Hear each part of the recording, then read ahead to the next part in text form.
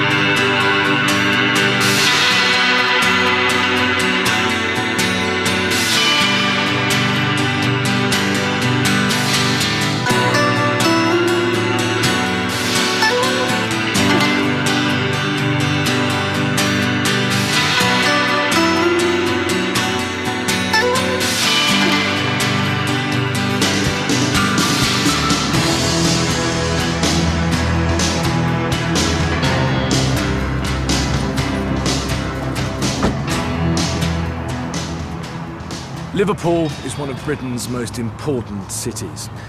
It's a coastal port and it's famous for its people's warmth and sense of humour. It's also become one of Britain's cultural jewels. But last August, when an 11-year-old boy was shot dead in one of the city's suburbs, it highlighted another part of Liverpool. I've come here to see whether this, one of Britain's proudest cities, deserves its reputation for gang violence.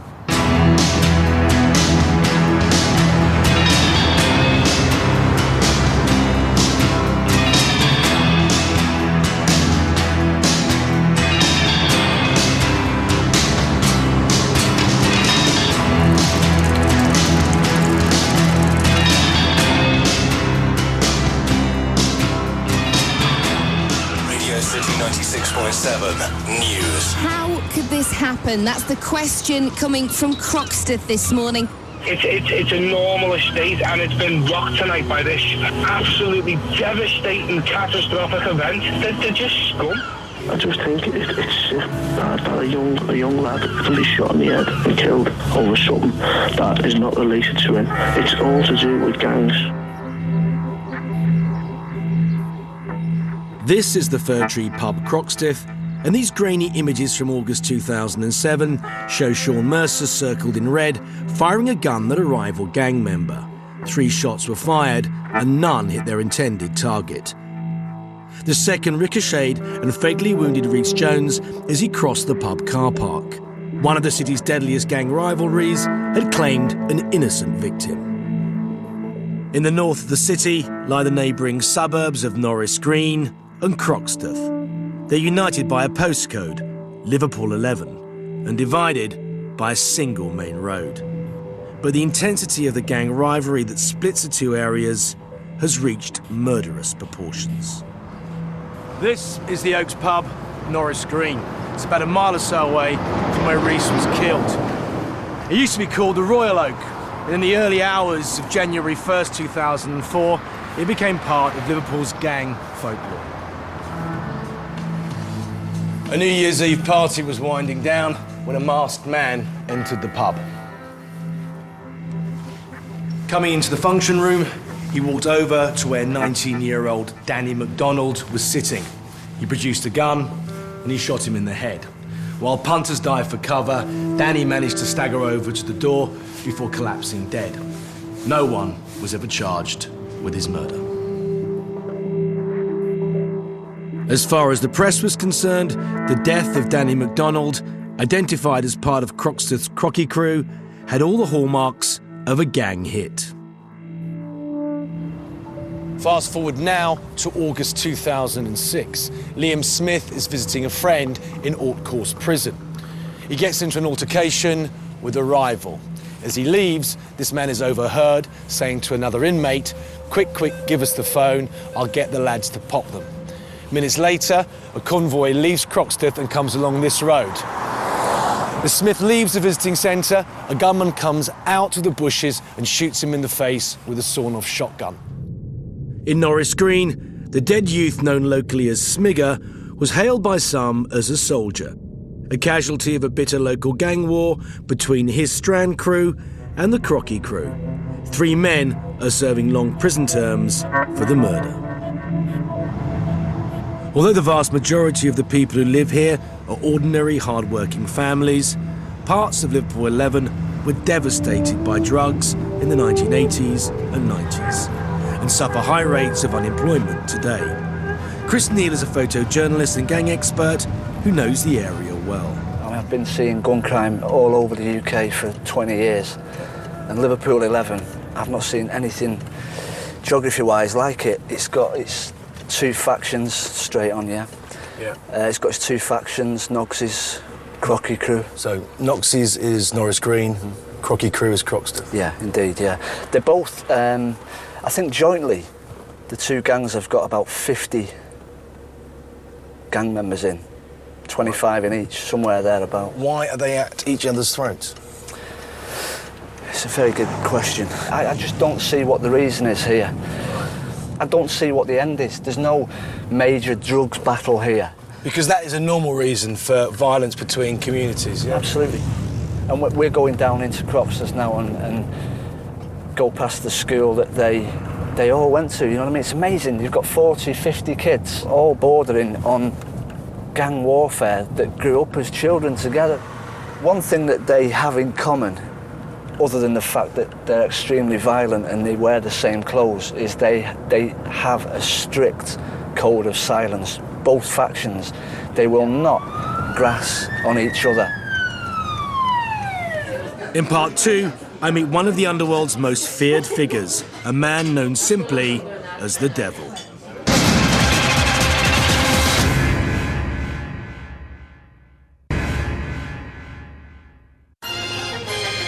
Liverpool, I ain't got ya. Yeah. It's cold. Yo, it's the city where the Beatles born. I'd only been in Liverpool just a few days on my quest to meet the youth gangs of the city when I got my first break. We've just received a phone call. Some members of a gang in Norris Green have agreed to meet us at a secret location, and apparently they're bringing along some of the weapons they use on the streets. I'm not religious, but the city's my Jerusalem. We broke up, now I'm back, she's my lover again. I'll never love another again, she's my soul and my friend. The capital of culture, but she's built by slaves.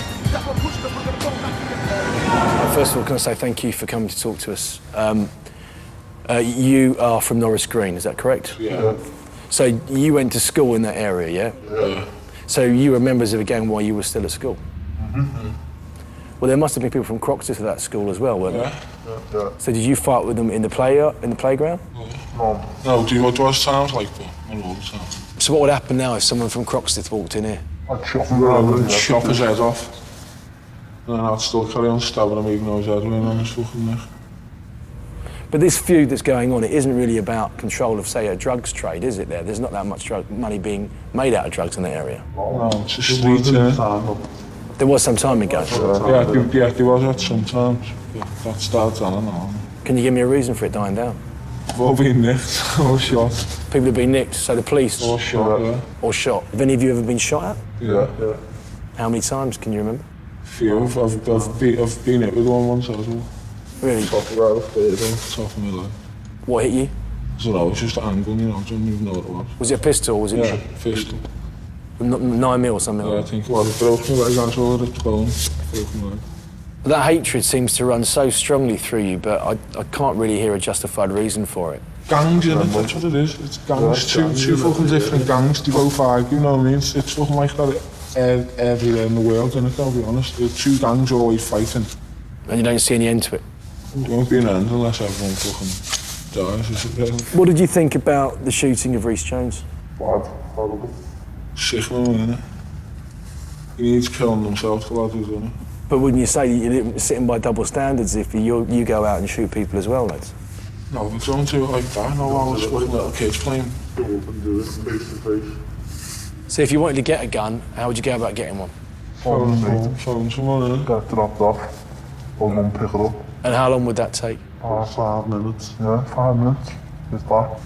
What would happen if one of you actually met a girl and she was from Croxteth? Would you be able to go out with her if you fancied her? Probably. Could like, but it'd be dodgy. You know what I mean? Couldn't trust her, could you? Could you be slipping into their neighbourhood to see her? Does it happen? That's happened. Yeah, that's happened a few times.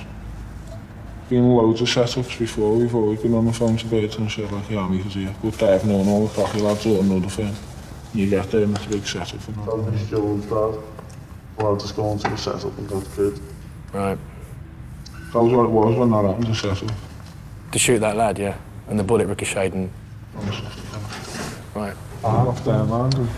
Talk to me about the police. How do the police behave in the area where you live? Treat us like fucking bastards, basically. They just can't stand us. And they really hate us. All right, just say you had the Home Secretary sitting in front of you and not me. What would you like to say to her in terms of change? The Home Secretary, the one that's in charge of the police force. Tell us, please. Yeah, fucking spit at her. You'd spit at her? Yeah. But would you say anything to her? Call us, scumbag. Couldn't be much more to say now, because they would not even listen to a word you'd have to say, would they?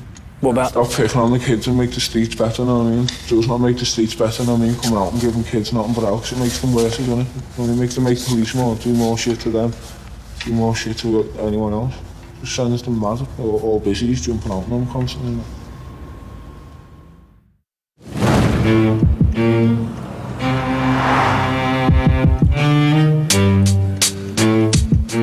Well, last night we met some of the lads from Norris Green, aka the Nogsy crew. They certainly weren't unintelligent or without potential. That said, they still couldn't explain their murderous hatred of their counterparts in Croxteth. I wonder if the lads there will be any more enlightening.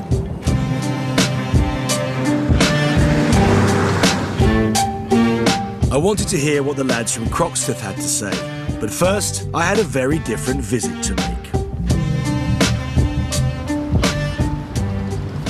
I've come here to meet a special police unit that was designed specifically to tackle gang and gun crime. They target individuals who pose a direct threat to the public. They're called the Matrix. Between May 2007 and May 2008, there were reported 48 shootings on Merseyside. 6 were fatal. Detective Chief Superintendent Steve Morris, head of the Matrix, explained the problems his men face dealing with guns on the street. Of these 14 weapons, 7 of them are real weapons, the other 7 are imitation weapons, and I would challenge anybody in a split second to decide which is real and which is an imitation, which is intended as a child's toy and which is intended to take a life. And sometimes police officers have to make that decision within literally a split second. This one, for instance, is a replica of a Heckler & Koch weapon. Yep. And, you know, it weighs about the same as the real thing. You know, to all intents and purposes, it is the real thing. What do you think about the people that manufacture these things and put them out and sell them? I don't see the point. I do not see why anybody needs to produce an imitation or a toy weapon that looks like that is so realistic, because it does nothing but cause problems. And the same about, you know, other things here. I mean, for instance, this could look like a cowboy gun, but this actually is going to kill someone, isn't it? That is a real gun, yeah. That is a real gun. Also, there's one weapon here on this table that is responsible for 40% of all the gun crime in this town, isn't there? That's right, and that weapon is the shotgun. This is a sawn-off shotgun. The controls around shotguns aren't as strong as controls around other weapons. You've had some success removing guns from the streets, as we can see here, both real and imitation. What message would you have to people out there who are considering picking up a gun and using it in Liverpool? My message to people who think about using guns on Merseyside would be, you're not just a priority for Merseyside Police, you are the priority for Merseyside Police. The trade that came from Liverpool's docks has always been central to the city's life. Sugar and slaves, migrants from around the world, the music that influenced the Mersey beat, and latterly, guns and drugs have all come through here. As far back as the late 19th century, the tough streets around the docks were home to legendary gangs like the Cornermen. And during the Second World War, they provided rich pickings for powerful syndicates. In this world where secrecy was prized, a prison language emerged, backslang. Jab ale is a leg old of feigok and sheagite. Fab bunny, but stab a about. Liverpool's criminal gangs were well placed to take advantage of the hard drugs which started arriving through the port in the 1980s, with a terrible impact on areas like Liverpool 11. And the uprising in Toxteth in 1981 had an unforeseen outcome when a softly approach to policing played into the hands of the drugs barons. The arrival of 90s club culture gave organised crime another boost, with huge profits to be made from controlling club doors and the drugs that went through them. During these years, major players made vast fortunes, and although many of them are now serving time, Merseyside was left with a legacy of drugs and violence. I've come here to meet an ex-gangster who made his name in the 80s and 90s. His reputation for violence was so bad that he was known simply as the Devil.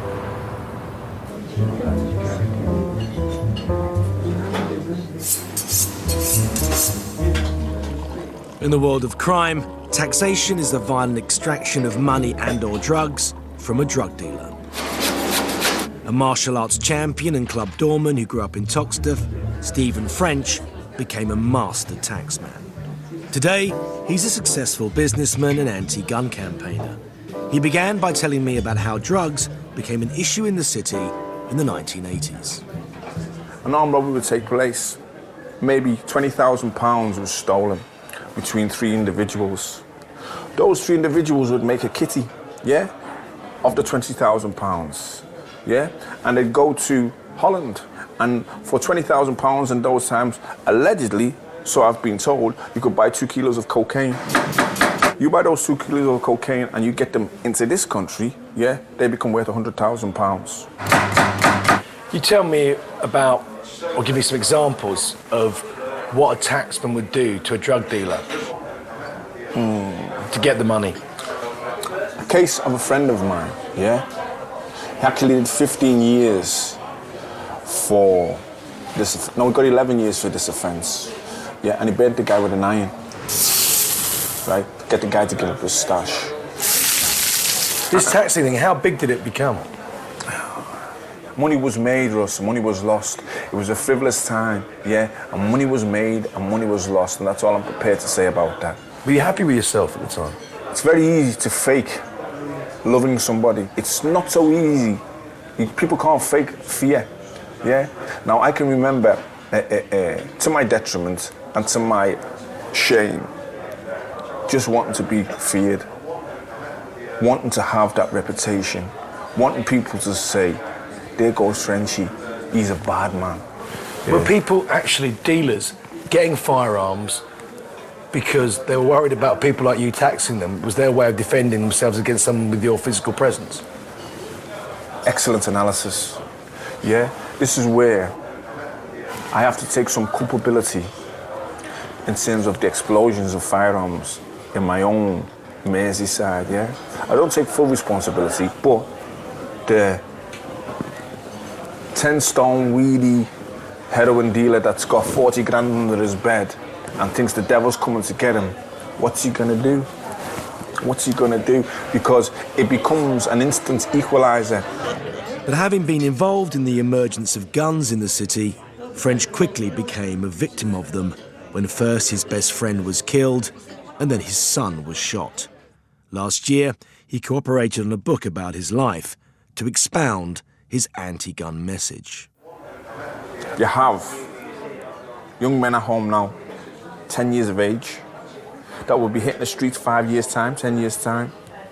They have uncles that are doing life, brothers that have been murdered, fathers that are murderers. They're desensitized. They're on the verge of being dehumanized. Yeah?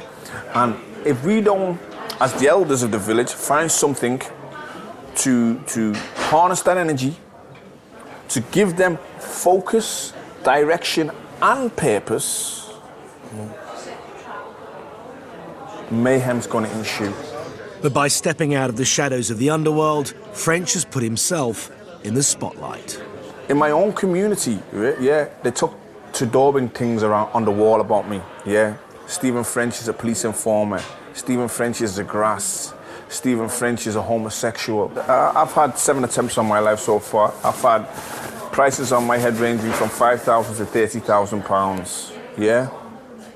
The last attempt on my life was less than 6 weeks ago, where 5 shots were fired at me. Why are there people out there now trying to kill you?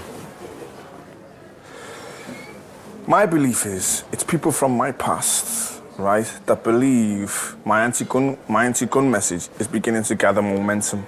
So they will give young individuals, young punks, yeah, they're like Jack Russells snapping at the heels of a Rottweiler. Yeah, and the interesting thing, Russ, yeah, and I hope that you can hear this, right, is that the temptation to revert to type, yeah, and sort out those individuals that have had the effrontery to try to take my life is the hardest thing I have to resist, because I could swat them like flies, mate. I could swat them like flies. But how can I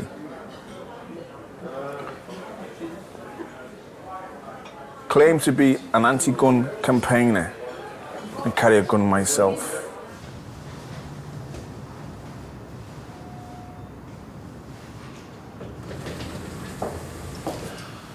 I think Stephen French is probably right. Young men getting themselves into trouble are more likely to listen to someone like him talking about gangs and gun violence than a policeman, a politician, or even a TV presenter for that matter.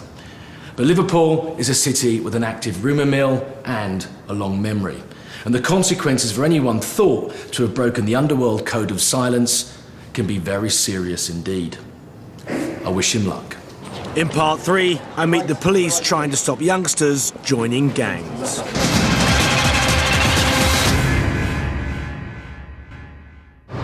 I'm in Liverpool trying to meet up with the Croxteth crew. But in the meantime, I have another visit to make. We're just about to meet a young man who claims to have left a gang. He's prepared to talk about what it was like to be a gang member here in Liverpool. Running out for the next door's garden before the hour is done. It's more a question of feeling than it is a question of fun. The confidence is the balaclava, I'm sure you'll baffle them good. With the ending reek of salty cheeks and runny makeup alone. Oh, will blood run down the face and walk under the spawn. Will you find yourself in a skirmish, will you wish you'd never been born?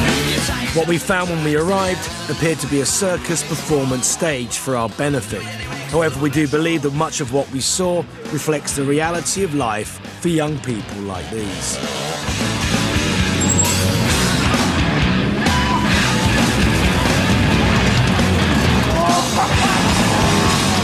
Firstly, can you tell me how you got involved in the gangs? Just being young and stupid, and older people bullying you into it, you know what I mean? Wanting loads of money, what they've got all the time. Give us an example of how young you were when you were approached to join a gang. 14. You were 14 years old, yeah? 14, turning 15, still in school. They all had weed, hanging about with them to smoke their weed. And then after that, they befriend you, do you know what I mean? They're your mates, but really they're not your mates, they're just using you. And that's how you feel now? Yeah. But at the time, you didn't? At the time, it's all good. You're in a firm, and do you know what I mean? You're all together and all for one for all and all that, you know what I mean? So, but do they sort of like manipulate you in terms of the fact they're telling you you're too young to be convicted? Yeah, all that. Yeah, man. You give me any examples of the things that you were asked to do? Mind shit, you know, fucking guns, get guns, go and shoot people, anything like that. How much are they? What? Can you give us some examples of what weapons you're talking about? Cheap, you know what I mean? You get a shotgun for 50 quid. A shotgun for 50 quid? Yeah, go and blow someone's head off with it dead easy, can't you? Have you owned guns? Yeah. Which you bought illegally, yeah? Yeah. Have you fired guns? Not trained. Right. And they're dealers, are people who specifically specialise in dealing in weapons, or they deal drugs as well? Both, innit? You know, if you do drugs, you've got to have guns. And we're talking about cannabis, or we're talking about coke? both, off. Everything. Gary's, Beak, Bobby, Crack, you know. So tell me why you got out. We're into it no more, going to jail too many times. Can you tell us how many times you've been to prison? 4. And what kind of stretches did you do? From years to 3s. Really? And how old are you now? I'm not saying. Okay, mate, yeah. Fair enough. But let's say I can look at your eyes and I know you're not that old. Exactly. Dangerous. So was it difficult to get out? Well, yeah, it is. It always is, you know what I mean? It always is. You know, if you're looking getting out, they'll be on you, won't they? They'll know that you're wanting to get out somehow or other. Take to mind something, watch you, make that something go missing so you're owed them money. Set you up? Yeah, basically, so then you're in debt to them forever, do you know what I mean? And you can get seriously hurt as well? Yeah, you get shot. Dead easy. There's loads of shootings often that you just don't hear about. Like the papers don't print them, nothing. Have you been shot at? Loads of times. Loads of times? What, more than 20, less than 10? It's loads of times, more than enough. Really? I mean, I see you got Fuck the Matrix on the side of the vehicle. Fuck them. Fuck them, yeah? Fuck them, horrible scumbags. Have you got any respect for any of them? None of them. None of them at all.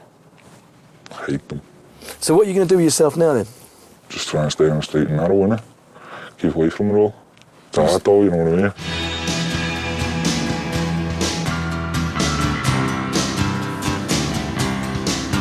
Well, we've just left the young lad in the Land Rover. He was clearly very talented, quite a good driver by the display they put on for us. And he was also intelligent. He was also clearly very, very stressed about leaving the gang. He says he's continuously looking over his shoulder. And I honestly don't think there's any way for a young man to grow up. Anyone in the room who hasn't worked Stay Safe before? Come on, don't be shy. This is Stay Safe, an initiative between the police and social services aimed at keeping young people off the streets and away from the temptation of gang life. 40 police will patrol the streets of a particular area, picking up youngsters they feel may be in danger and bring them back here to be interviewed by a team of social workers. The scheme is the brainchild of Chief Inspector Bill McWilliam. My first day here, I went out on patrol in an evening and saw young kids on the streets, no parents in sight. I was aware there was a potential sort of gang culture in the area, and I was really concerned that night with what we were going to do about this. And the next morning, woke up, I was having a shave, and I thought, well, when I was a constable, I came across kids at risk, and I used powers under the Children Act to actually take them into care. So I thought, well, why can't we do this in a more generalistic way?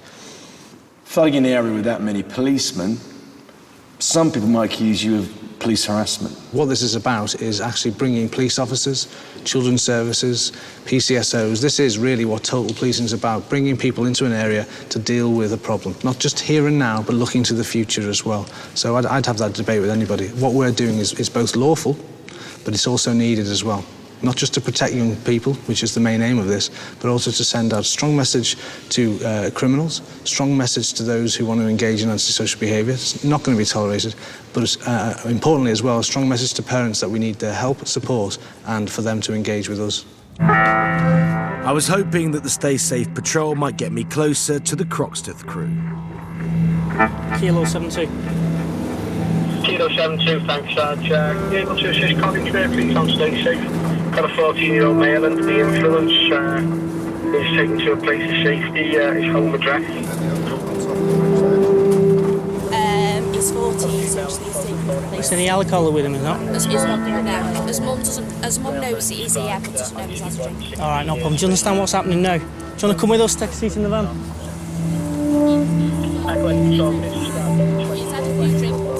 Just come and sit in the van with us. How many drinks have you had? 3? 3 what? All right, just sit in the back with my colleague here. Oh, just take a seat right at the back there. All right, we're just going to take you to a place now of safety, take all your details down, and then take you home, contact your mum and dad. Do you understand that? All right, no problem at all. The majority of the young people brought in by Stay Safe are between 10 and 16 years of age.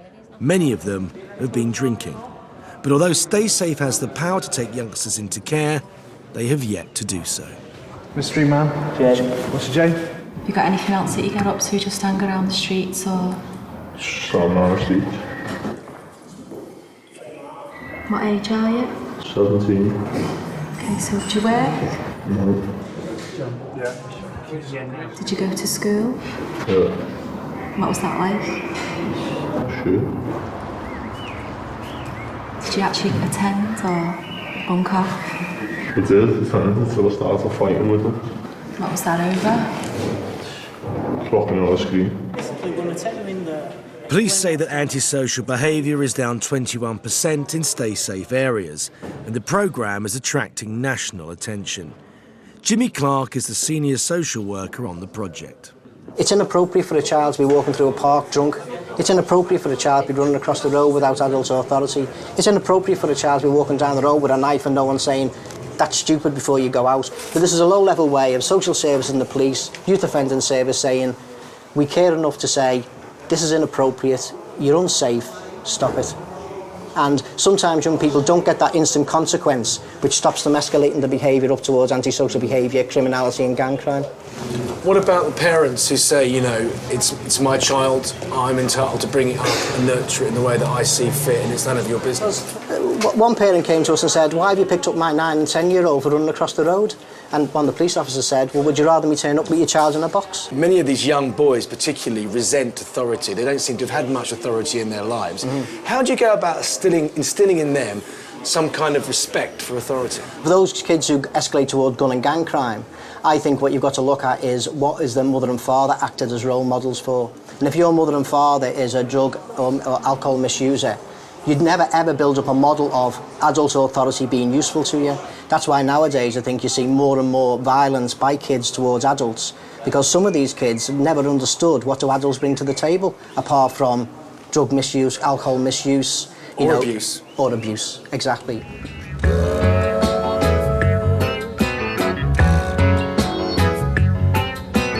Woman hold her head and cry, 'cause her son had been shot down in the street and died.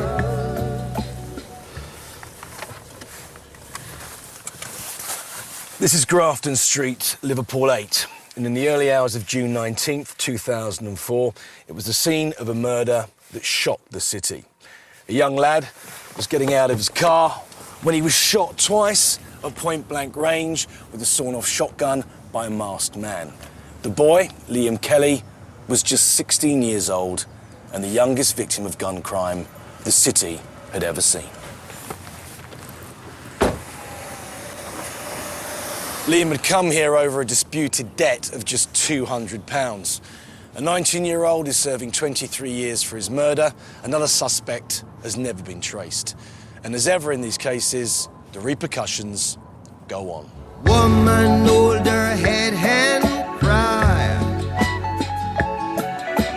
explaining to her was a passerby. When Liam Kelly was buried, he left behind 4 siblings and a mother who's still grieving his loss. Oh, Liam was boyish. He was a proper boy.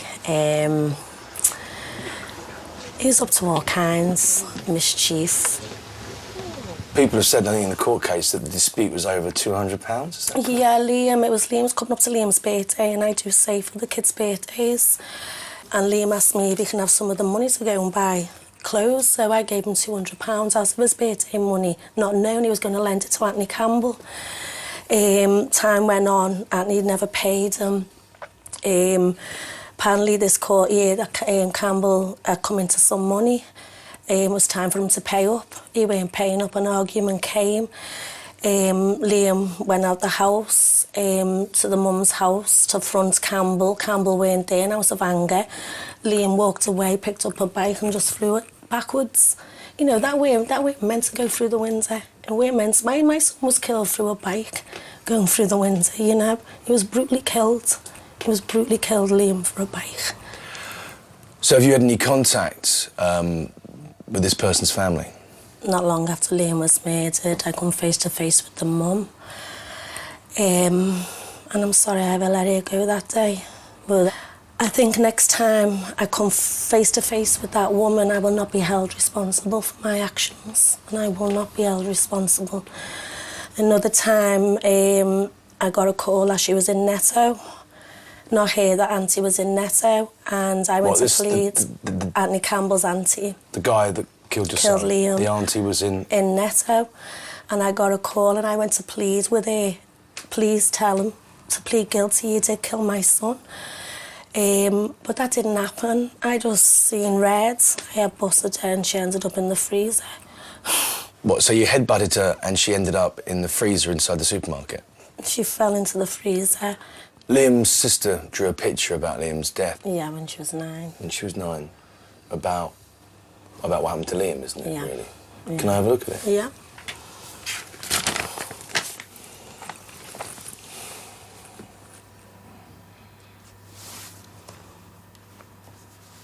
Has she talked to you much about her brother?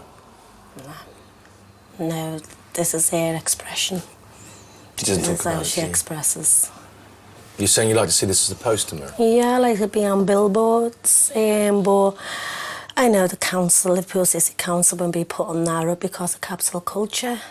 But the only culture we got here is gun and drug culture. We got nothing else here.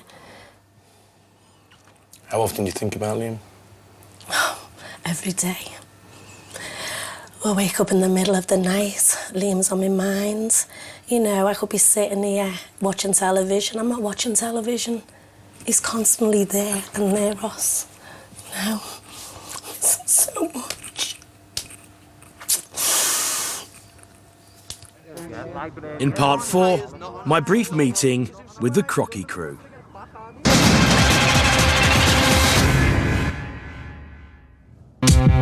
During my time in Liverpool, I've been trying to get hold of the infamous Croxteth crew, one half of the city's most intense gang rivalry. Now, I'd finally got the break I'd been looking for. You tell me what it's like living around here. Rough. Rough? Yeah. Good. Good? Yeah, it's a little town after 10. Like a ghost town after 10? It's a nice society. Why is that? Like that house is nice. Come round, stay for a bit. I've been to other places. This place shit's on Afghanistan. So I've heard. Well, how violent is it then? Violent. Can you give me any examples of how violent it is to live around here? Do people have guns? Obviously. Yeah, some newspapers. Shot dead. How easy is it to get a gun around here then? Depends who you are. Yeah, depending. Depending on what you're after? Yeah. So what, shotgun's easy to get in the same 9mm pistol? Yeah. But can you hire guns, yeah? No. One of them bullshit, That's bullshit, yeah? Yeah, librarian. No one hires no one out to no one. Because if someone hires a gun, they're not going to get back, are they? Simple. Right. Get robbed for it. If you use it, you've got to buy it anyway. You're going to buy it, yeah? To use it? Use it. If you guys have left school now, do you have jobs? No. How easy is it to get a job around here? Not easy at all. I only got allowed in the fucking zone because it's in Norris Green. Talking in Norris Green, what do you think about the people from there?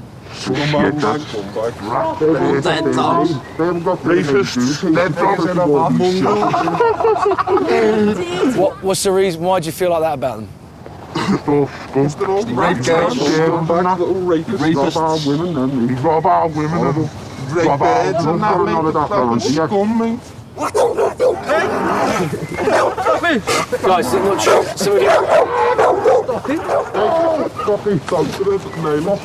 Isn't it true that a lot of you went to the same school, yeah? Yeah. So you know each other by sight, yeah? Yeah. So what happens if one of them comes across the border, as it were? Fucked, aren't they? Get dealt with, something. They get dealt with? Yeah. How do you mean? What do you mean by that? They're all mad. What do you think of me? They've got a name because of us. Norris Green and think it's rough. It's not because they all got shot round there. That's right. They're all scarred for life. Not one of us. But can you tell me what's the beef about them? Is it a specific incident that made that happen? I'm prepared to tell you. You're not prepared to tell us? No. For an outsider, which I know I am, if I looked at you guys and I looked at them because of the clothes that you wear, it'd be very difficult for anyone to tell you apart. Yes, there's no difference. There's no difference, only the way they act. We're in America now with your red and blue bandanas. Yeah.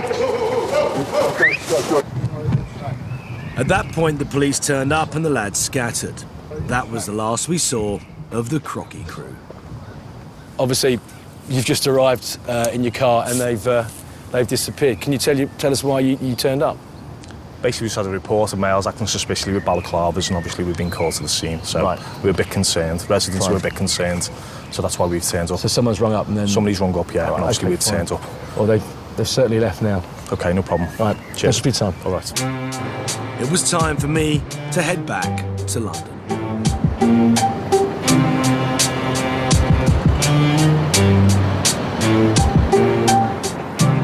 It's the job of the Home Secretary to deal with the issue of gang and gun crime. Last year, she set up the Tackling Gangs Action Programme. I've come here to find out what effect it's having.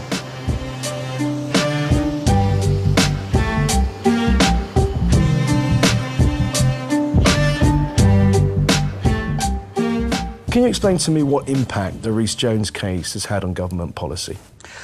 The death of any young person, any child, I think is something that I'm in this job to help to prevent happening. I think for lots of people, the death of Rhys Jones was particularly impactful. You know, the fact that a young kid can be caught up in the crossfire like that, I think, brought home to people the concern that there was about gangs and about violent crime. We had already begun working on what then turned into the Tackling Gangs Action Programme, but I think it proved to me that we needed to do something both to show that we could make a difference in tackling gang-related gun crime and to reassure people that we were able to do that. And I believe that we can, and that is what we've done. There is a problem with young people in British society at the moment. They are becoming more violent. How are you going to get government policies over to those kids? How are you going to actually affect them and change the way they perceive the problems that exist around them? Firstly, you're going to make sure that they understand that if they're carrying a gun or a knife, they're likely to be caught, and if there will be implications. Secondly, we need to then make sure as well that we're identifying those people who are now engaged in that sort of activity, that they're getting the visits from the police, that they understand that the police know who they are, that we'll use, as we saw in some areas, other ways of getting them and their weapons off the streets, you know, perhaps using, checking up on their benefits entitlement. What do you do when people are not prepared to come forward and talk to the police, particularly in instances related around gangs and gang murders? For instance, there was a lot of silence around the Rhys Jones case. You know, a lot of people in the community clammed up, would not speak openly to the police. One of the biggest things almost that impacted on me when I was talking to communities about this was quite often a real wish to do something about it. But they're and a real intimidated. fear, exactly, and a fear and an intimidation. So what do we need to do? Firstly, we need to make sure that witnesses are protected from an early stage. And then you just need a general view in the community that if you are speaking up against those who are gang members and who are terrorising your community, people will be on your side in doing it. One thing I have noticed in my travels is if you threaten a very young person with a long prison sentence, it has little impact on them because the idea of spending 20 years in prison is totally incomprehensible to them. How do you get over to them that the fact that they're caught carrying a gun, they will be put away for a long time? Firstly, we changed the law in order to make sure that happens. Secondly, particularly with knives, we're clear that if you're caught with a knife, you can expect to end up in court. And thirdly, I think you get people who've actually had that experience, gang members who've perhaps been in prison and come out the other end and who are willing to go and talk to young people about the reality of what it's like to be in prison. They might not listen to me, they might not even listen to you, but they may well listen to people who've gone through it and who themselves wish they'd made a different choice and perhaps can help other young people to make that different choice. Home Secretary, thank you very much. Thank you. It may seem odd to finish a programme about Liverpool in London, but it's also sadly fitting. Because Liverpool's issues with guns and gangs is not unique. It's a problem that plagues London and the other major cities of the UK. The fact that firearms seem to be so freely available in such large numbers, particularly to our young, is truly terrifying. The Rhys Jones case has highlighted the growing trend for casual violence on our streets. And as the toll in wasted lives grows, There has to be a debate at a national level on how we tackle this issue. Otherwise, we all will have failed the innocent victims of this terrible problem.